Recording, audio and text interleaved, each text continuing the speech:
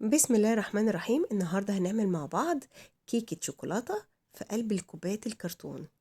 كيكة سهلة وبسيطة وحلوة قوي، وما خدتش مني نص ساعة كلها بعمايلها، بجد سهلة قوي. تقدري تعمليها في اي قالب انت عايزاه، بس انا حبيت اعملها النهاردة في كوباية الكرتون. ولازم تتأكدي من نوع الكوباية اللي هتستخدميها، لان طبعا في كرتون مش صحي وفي كرتون صحي بيتفاعل مع الحرارة ومش صحي. ده نوع كوبايات نظيف. اهو بصي الكيكة شكلها حلوة ازاي، وخرجت معاكي من غير اي مادة دهنية وهشة جدا. طبعا هي لسه سخنة، بس بصي الكيكة. وانا طبعا حاطة فيها شوكليت شيبس من فوق. بصوا الشوكليت شيبس ثابت من فوق، ما وقعش ازاي. نقدر بقى يعني اقدر اوريها لك. بصي بسهولة كلها هتقلبيها كده، هتنزل معاكي سهلة في المدارس، في النوادي، في شغلك. الولاد هيحبوها قوي. بجد كيكة حلوة وطعمها حلو قوي وطريقتها بسيطة وسهلة جدا. بصوا بتنزل بمنتهى السهولة ازاي. تقدري تاخديها في قلب الكوباية بتاعتك، وهناك في اي مكان تقلبيها، مفيهاش مشكلة خالص. يلا نشوف المقادير اللي احنا عايزينها. اول حاجة عايزين 5 بيضات، وانا مستخدمة 5 بيضات. حجم البيضة كانت صغيرة، تقدري تستخدمي 4 بس لو حجمها كبير. كيسين فانيليا، كوباية سكر عادي، وبالمضرب افضل اضرب لحد ما يتحول معايا للون الابيض اللي احنا شايفينه كده. تمام كده.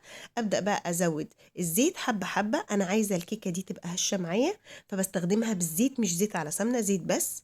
حلوه قوي وخفيفه. ونص كوبايه لبن، واضرب بالمضرب شويه كده، او ممكن في الخلاط. وكده انا المواد السائله بتاعتي خلصت. عايزه بقى كوبايتين ونص دقيق، ونص كوباية كاكاو اسباني يكون خام نوعه حلو، ومعلقة بيكنج باودر.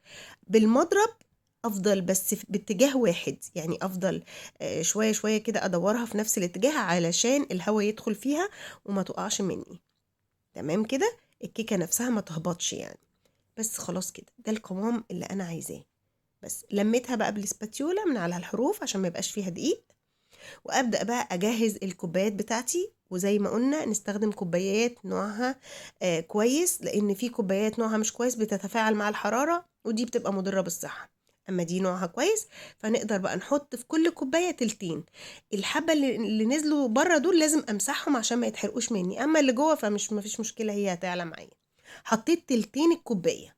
تقدري تعمليها كده، وتقدري تزودي عليها شويه شوكليت شيبس. انا حطيت عليها شويه شوكليت شيبس من غير ما احط اي اضافات على الشوكليت شيبس ولا دقيق ولا اي حاجه. ما دام قوام الكيكه مظبوط مش هتسقط منك خالص. وتقدري تحطي مكسرات، تقدري تحطي زبيب، تقدري تحطي سوداني اللي انت عايزاه. بس اخدت بالظبط نص ساعه في الفرن. فرن حرارته عاليه، في الرف الاوسط. سهله وبسيطه. وبصوا الشوكليت شيبس ما وقعتش ازاي، خطيره. يعني هي كده سخنه. انا اهو بس حابه ان انا اوريها لك من جوه شكلها ايه. طبعا هقلبها معاكي. بصي تقدري طبعا في اي مكان تاخديها بالكوبايه، مفيش مشكله خالص. وتقدري تفضيها وتحطيها في علبه، يعني ممكن تقدميها بالكوبايه شكلها حلو مع كوبايه شاي. طبعا حجم الكيكايه حلو قوي وكبير. بصوا الكيكه، انا مش دهنه الكوبايات اي ماده دهنيه اهي. شايفين الكيكه ماسكه نفسها ازاي، وفي نفس الوقت هشه. بجد حلوه قوي.